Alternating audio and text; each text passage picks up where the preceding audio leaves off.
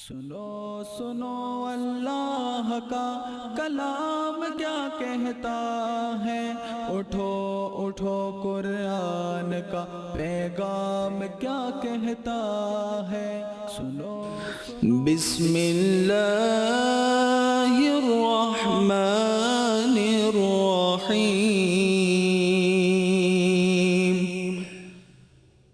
الذین یؤمنون بالغیب ویقیمون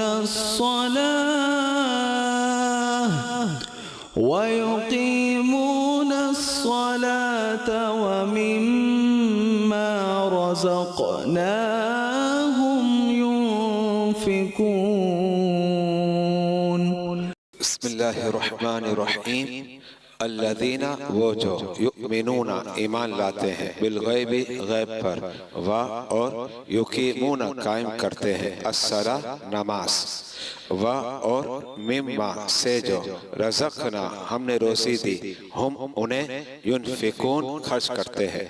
تفسیری ترجمہ اس انداز میں ہوگا، وہ جو بے دیکھے ایمان لائے اور نماز قائم کرتے ہیں اور ہماری دی ہوئی روزی میں سے ہماری راہ میں خرچ کرتے ہیں۔ معزز و محتشم سامعین و ناظرین، سورہ بقرہ 286 آیات پر مشتمل ہے، جن میں سے آیت نمبر 3 کے متعلق درس قرآن آپ سماعت فرما رہے تھے۔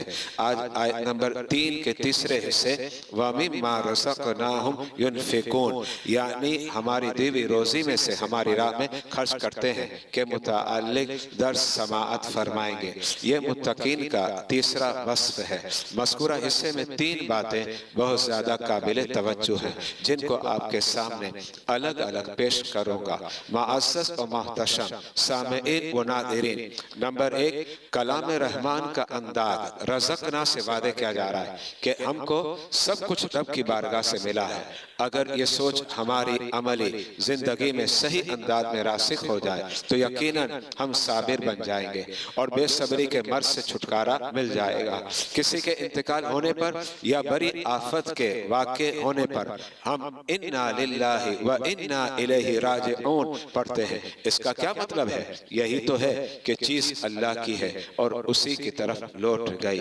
اللہ ہمارا شمار صابرین میں فرما دے۔ معزز و محتشم سامعین و ناظرین، نمبر 2، مذکورہ حصے میں لفظ من سے وعدے ہوتا ہے کہ رب سارا خرچ کرنے کو نہیں کہہ رہا بلکہ کچھ خرچ کرنے کا کہہ رہا ہے، اس لیے کہ سارا خرچ کر دیا تو اپنی ذات، بال بچے اور وہ محتاج والدین جو ہماری کفالت میں ہے ان کے لیے مال کہاں سے لائیں گے؟